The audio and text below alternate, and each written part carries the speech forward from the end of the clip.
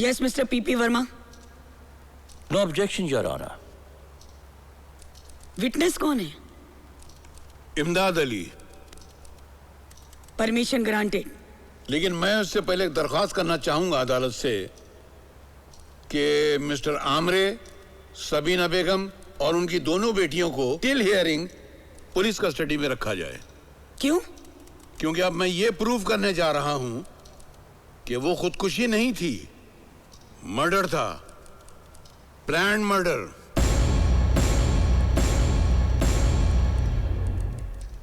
और मैं नहीं चाहता हूं कि इनमें से किसी का भी हशर बानो जैसा हो। ये अदालत प्रोसिक्यूशन को हुक्म देती है कि मिस्टर आमरे, शबीना बेगम और उनकी दोनों बेटियों को पुलिस निगरानी में रखा जाए। इमदाद अली साहब, आपका पूरा नाम क्या है? जी, इमदाद अली वल्द गुलाम अली। जी। आप ये मुल्जिम सागर हुसैन को कब से जानते हैं? लखनऊ से। ये मेरे बचपन का दोस्त है। मैं और सागर हुसैन बचपन से खेल कूद कर बड़े हुए हैं। पहले मैं मुंबई चला आया था, बाद में इसने मुझसे कांटेक्ट किया काम के लिए, तो मैंने बिला झिझक उसे यहाँ बुला लिया। अच्छा, मतलब आपका और सागर हुसैन का बहुत लंबा साथ रहा है। आपने अपनी जिंदगी में किसी भी बातचीत में, ताल्लुकात में सागर हुसैन को कैसा पाया? जैसा एक शरीफ आदमी को होना चाहिए वकील साहब। मगर सागर हुसैन पर तो अपनी 3 सगी बेटियों के बलात्कार का इल्जाम है। आपकी दानिश से वो ऐसा बेहुदा और गंदा काम कर सकता है? वकील साहब, कोई मुझसे जलते हुए तवे पर भी बैठ कर कहे ना, तब भी मैं इस बात पे यकीन नहीं कर सकता। अच्छा, सागर हुसैन की बड़ी बेटी बानो, उससे आखिरी मिलने वाले आप ही थे? जी। अदालत ये जानना चाहेगी कि आप उससे मिलने क्यों गए थे? पैसा नहीं होने की वजह से आपने ही केस से हाथ खींच लिया था वकील साहब। सागर हुसैन मेरा दोस्त परेशान हो गया था। एक दिन उसने मुझे बुलाकर कहा कि मेरे डिपॉजिट के पैसे मकान मालिक के पास पड़े हैं, अब उस खोली में कोई रहता नहीं है, लिहाजा तुम मकान मालिक के पास जाओ और डिपॉजिट के पैसे लाकर वकील साहब को दो ताकि वो मेरे केस में दिलचस्पी ले। मैं मकान मालिक के पास गया, डिपॉजिट के पैसे मांगे तो उसने पैसे देने से साफ मना कर दिया। कहा सबीना बेगम ने उससे कहा है कि डिपॉजिट के पैसे किसी को नहीं दिए जाएं। उस दिन सबीना बेगम और आमरे किसी काम से अदालत में रुक गए थे। मैं बाहर निकला तो वहां बानो खड़ी थी।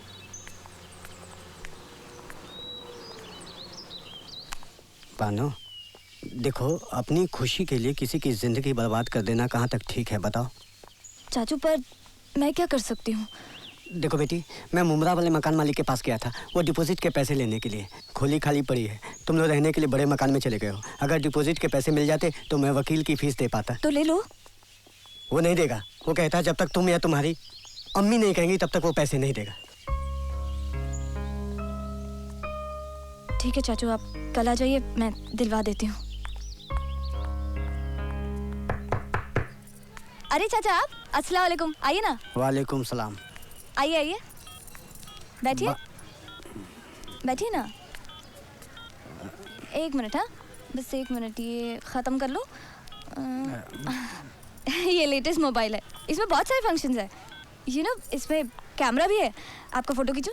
एक मिनट, देखिए ना। ये देख, खिंच गया ना? अच्छा है। एक आपका और मेरा। हाँ, एक मिनट, मैं यहाँ रख देती हूँ। अब आपकी और मेरी मूवी बनेगी। हाँ, और लो, मोबाइल के चक्कर में आपको पानी पिलाना ही भूल गई। ये लीजिए, पानी पीजिए, लीजिए। बानो, वो डिपॉजिट के पैसों का क्या हुआ? अरे चाचा, मैंने आते ही मकान मालिक को बुलाया था। वो अभी क्या हुआ है, पैसे लेके आता ही होगा। थोड़ी देर रुक जाइए। क्यों बे भड़वे, क्या करने आया था यहाँ पर? अम्मी, हाँ, जासूसी करने आया था छिनाल की। क्यों अपनी चिकनी चुपड़ी बातों में मेरी भोली भाली बेटी को फंसाने आया है? सबीना, मैं... चुप! अपने दोस्त सागर हुसैन का हश्र देखने के बाद भी तुझे अक्ल नहीं आई? तू तो अब मेरी हिट लिस्ट पर है। तुझे तो मैं ऐसी जगह मारूंगी जहाँ तुझे पानी तक नहीं मिलेगा। अम्मी, जरा मेरी भी तो सुन। चाचू खुद यहाँ नहीं आए, मैंने बुलाया था उन्हें। मकान मालिक अभी आता ही होगा, डिपॉजिट के पैसे लेने गया। अच्छा चल इधर। अकेले रूम में बच्ची के साथ क्या कर रहा था? पहले बाप लगा हुआ था और अब चाचा भी बहती गंगा में हाथ साफ करने की कोशिश कर रहा है। अगर आज के बाद तेरा थोबड़ा यहाँ देख लिया तो तू यहाँ से अपने पैरों पे चलकर नहीं जाएगा। हमारी भोली भाली बच्ची को इमोशनल ब्लैकमेल करके पैसे मांगने आता है। बाप का माल समझाए क्या? चल निकल यहाँ से, चल। फिर क्या हुआ? फिर मैं वहाँ से चला आया, लेकिन शाम को मुझे पता चला कि बानो ने खुदकुशी कर ली। लेकिन मुझे नहीं लगता वकील साहब, बानो ने खुदकुशी की होगी। मैंने उसमें अपने बाप के लिए जज्बाती तब्दीलियाँ महसूस की थी। उसे अपने बाप से हमदर्दी हो चली थी। शायद आमरे और सबीना ने भी उन तब्दीलियों को महसूस किया होगा, इसलिए उसे इन्होंने रास्ते से हटा दिया।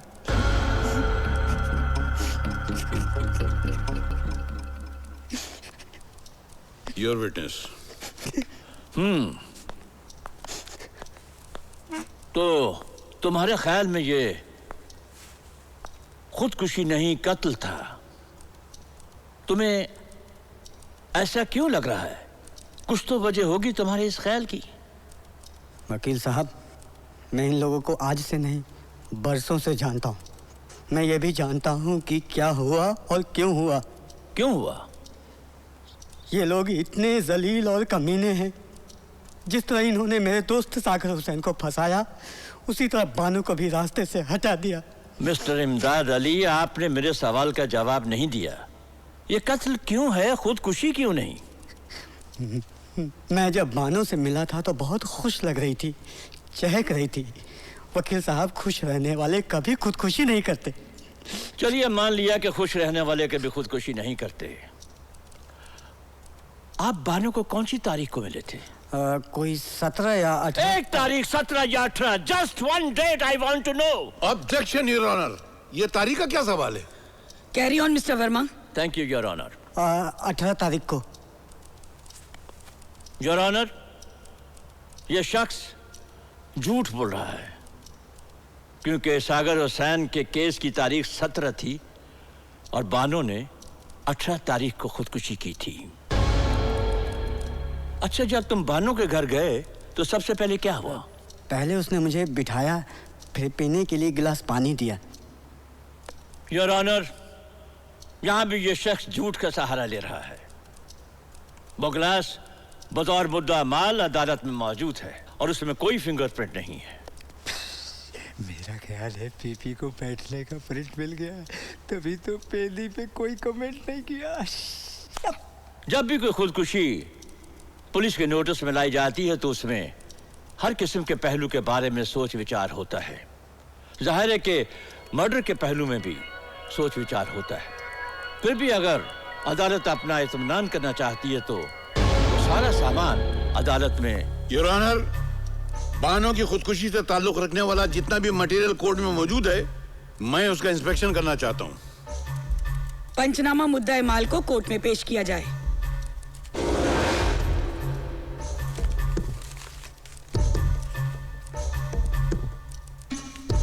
खोलो।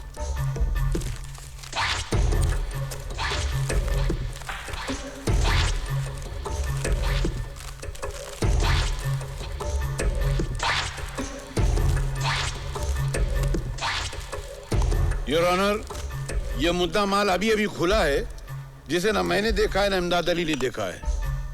ये पानी की बोतल और ये गिलास साबित करते हैं कि मेरा गवाह झूठ नहीं बोल रहा है। लेकिन अब सवाल ये होता है कि इन पर फिंगरप्रिंट्स क्यों नहीं है?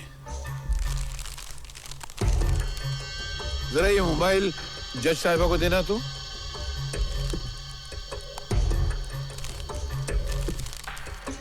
योर ऑनर, जरा उस मोबाइल को ऑपरेट कीजिए तो। मिस्टर बिश्नोई, लगता है बैटरी खत्म हो चुकी है, फोन ऑन नहीं हो रहा।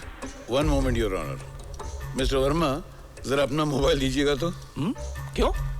अरे आप क्रूशियल मोमेंट पे भी जिरा करने से बाज नहीं आते, दीजिए ना।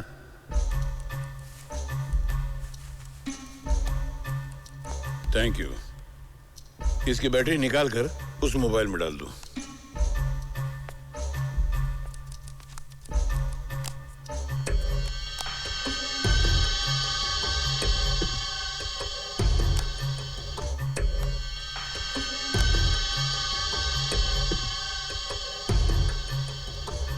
अब वीडियो में जाइए।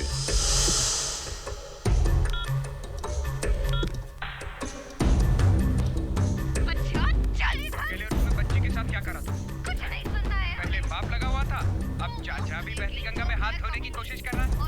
आज के बाद अगर तेरा ये थोबड़ा यहाँ दिखाई दे गया तो तू यहाँ से अपने पैरों पे चलकर नहीं जा पाएगा। हमारी भोली भाली बच्ची को इमोशनल ब्लैकमेल करके पैसे मांगने आया था, हैं? बाप कमाल समझा है क्या? चल निकल यहाँ से, चल। वो तो शुक्र करो कि मकान मालिक ने फोन कर दिया और हम यहाँ पे सही वक्त पर पहुँच गए, वरना इस कमीनी ने तो इमदाद को पैसा दिलवाकर सागर को बाहर और हमें अंदर करवाने का पूरा बंदोबस्त कर लिया। अच्छा कुतिया जलील, आज तू इतनी बड़ी हो गई कि फैसला खुद करने लग गई। अरे भूल गई वो दिन जब 50-50 रुपए के लिए यारों के पहलू गरम करती थी। अरे दुआ दे तू आमरे को जिसने तुझे बार में रखाया और हमारे दिन फिर गए। भूल गई सब। आखिर मैंने ऐसा कौन सा गुनाह कर दिया अम्मी जो तू आप से बाहर हो रही है? अरे वो मेरा बाप है, उसकी जरा सी मदद क्या करनी चाहिए? तूने तो आसमान सर पर उठा लिया। क्या गलती थी उसकी? हाँ यही ना कि वो हमें गुमराही के रास्ते से बाहर निकालना चाहता था, जो हर गैरतमंद बाप का फर्ज होता है। खैर फर्ज तो तेरा भी था, लेकिन तू अपनी मस्ती में मस्त, अय्याशी में धुत, माँ समेटने में लगी हुई थी। तू कमीनी है, बेगैरत है। तेरी जबान कुछ ज्यादा ही लंबी हो गई है, बहुत बोलने लगी है तू। तू बीच में मत बोल कमीने, ये हमारा फैमिली मैटर है कि सारी जिंदगी मेरे बाप को जेल में सड़ाने का इरादा रखा है। बड़वे चुड़ैल, आज ये मैटर तेरा फैमिली मैटर हो गया और मैं भड़वा। क्या करती है? हम तीनों बहनों को दागदार कर दिया और पता नहीं कितनी बहनों को दागदार किया। तू तो समाज का नूर है। क्या करती है? पागल हो गई है? आप पागल हो गई हूँ मैं। अम्मी छोड़ मुझे।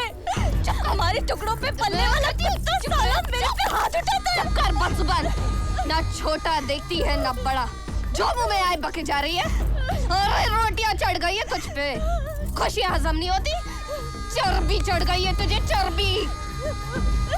चल चल हमरे से माफी मांग। चर्बी तो तेरी आंखों पे चढ़ गई है अम्मी, जो तुझे इस आदमी के सिवा कोई दिखता ही नहीं। माफी मांगू और इस कुत्ते से तू कभी नहीं, हरगिज़ नहीं। आज मैं कोई फैसला करके ही रहूंगी। क्या फैसला करेगी? है क्या तेरे बस में? तू देखती जा मेरे बस में है क्या। आज तक तुझे लगा ना कि तेरे सारे पासे सीधे पड़े, उसकी वजह भी हम ही हैं। तू समझती है कि तू बहुत होशियार है, बहुत चालाक है, तुझे बहुत नाज है अपनी चालाकी पर ना। मैंने तेरा और तेरे इस यार का ऊंचा सर नीचे नहीं किया ना, तो मेरा नाम भी बानो सागर हुसैन नहीं। अदालत में सब कुछ बता दूंगी, तुम लोगों के सारे कच्चे चिट्ठे खोल दूंगी, बोलूंगी कि बलात्कार मेरे बाप ने नहीं, इसने किया है और तू उसमें शरीक के जुर्म है। एक एक बात बताऊंगी। मुझे तुमसे और तुम्हारे इस माहौल से नफरत हो गई है। जा रही हूं मैं।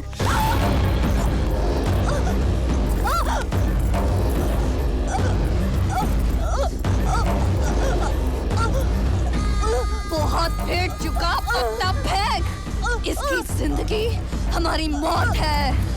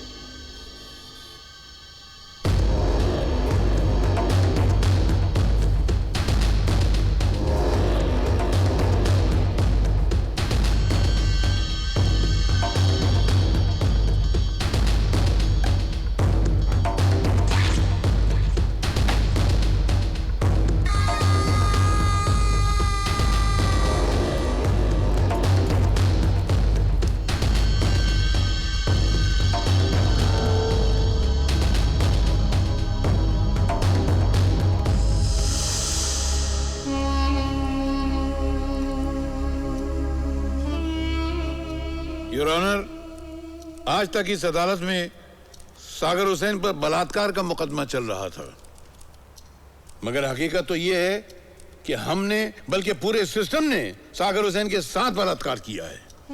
पल पल उसके साथ बलात्कार किया है। उसको कितनी ज़हनी और दिली तकलीफ हुई है उसका रत्ती भर किसी को एहसास नहीं है। कभी हमने सोचा कि ये समाज कहां जा रहा है? एक अंधी गहरी खाई में गिरने जा रहा है। चारों तरफ पैसे की होड़ लगी हुई है। जायज और नाजायज की कोई तमीज ही बाकी नहीं रही। बस पैसा आना चाहिए, कहीं से भी आए, किसी भी शक्ल में आए, मगर पैसा आए। हमने अपनी जिंदगी की वैल्यूज और मोरल्स को भुला दिया है।